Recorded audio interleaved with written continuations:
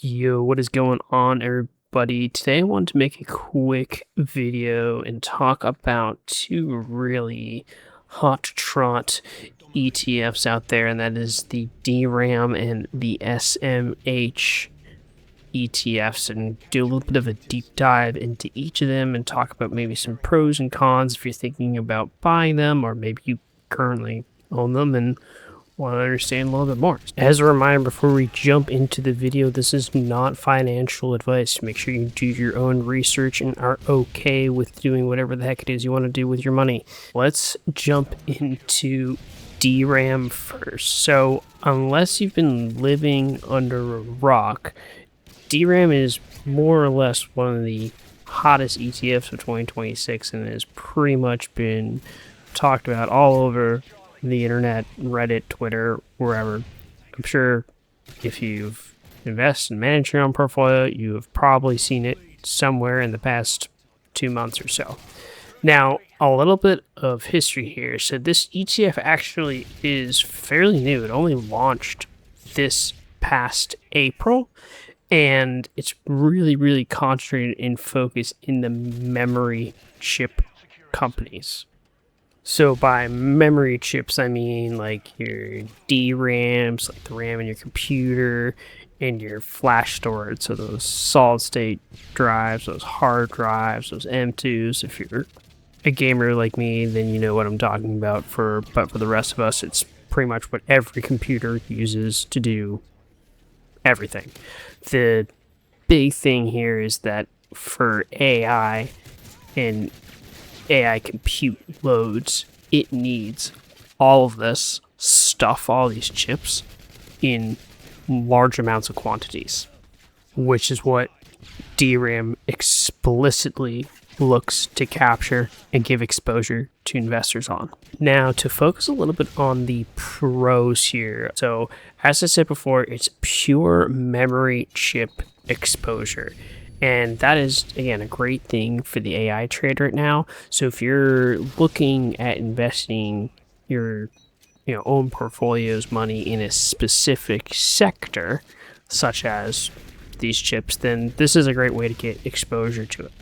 The other thing, and this can also be considered a bit of a negative sometimes too, but I'm going to stick with a positive on this one, is that the ETF is actually actively managed, meaning it's not actually measured against an index like a VU or a QQQM, which those track the S&P 500 or the NASDAQ 100. So the managers can effectively adjust on the fly the overall weights of the underlying positions in the fund. The other kind of pro here too is that as of right now making this video, this fund has seen a massive amount of inflows over the past couple weeks to a month, having insane returns, which has been exciting to watch if you're an owner of it, but also something just to be aware of, that it's very cyclical to demand. So that being the demand for memory and chips. So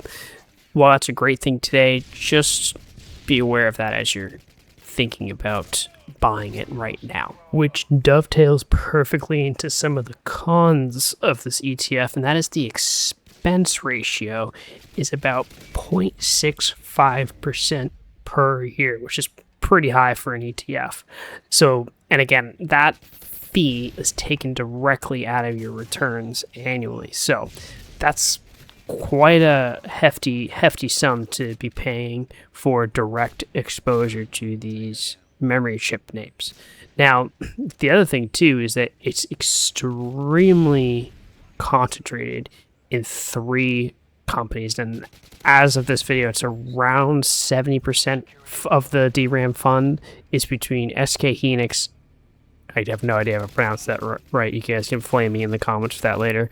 Micron and Samsung. That's quite a bit of exposure, if you ask me. Another little twist too is that the fund itself actually uses derivative instruments like swap agreements to sometimes manage its exposure and not directly own its underlying stocks. That's a little bit more of a complexity layer to the fund, and something that if you want to go into the reasons why behind active managers do that. Happy to make a video about it. But the key there is these guys are actively managing. By these guys, I mean Roundhill, right, is the ETF provider, are actively managing this fund. They're finding all different ways to keep the fund concentrated and exposed and constantly producing returns for its investors.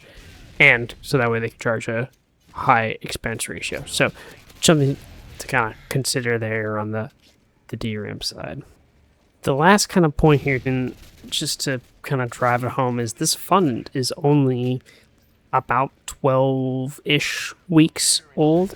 It kicked off and launched in April of 2026. So history hasn't shown itself yet for the fund. It hasn't really provided enough data yet to really show how it can withstand the test of time and really have a good long-term trajectory, right? That we don't know how they're going to manage through bear markets or very challenging demand impacts on the AI trade. We just don't know yet. So it's new, it's hot, it's cool, but just keep in mind that there's still some proving grounds, if you will, for this fund to really kind of show what it can do. Okay, now to shift gears here, let's jump into SMH, or VanEck Semiconductors.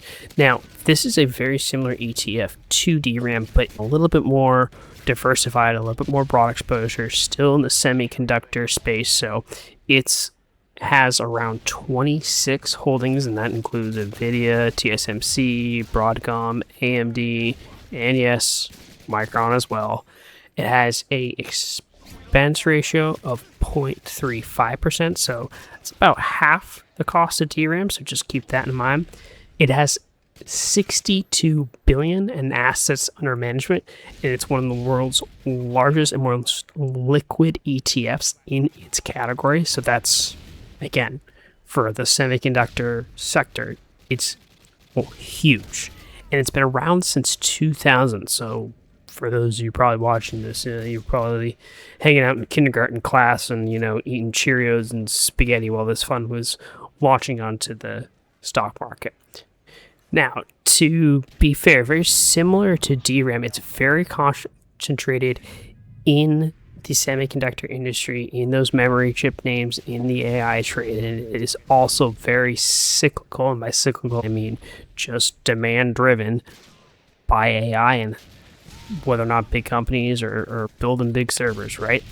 And a broader sector downturn, if the AI trade kind of cools off, if interest rates increase, if companies stop spending on AI, you'll likely see a downturn in SMH. So that's just something to keep in mind there too. Now, the sort of other downside, if you will, of SMH is that it isn't as concentrated in those memory names as DRAM. So if you're specifically looking for memory, DRAM, hard drive, SSD, whatever, exposure, you're not going to get as much of that in SMH.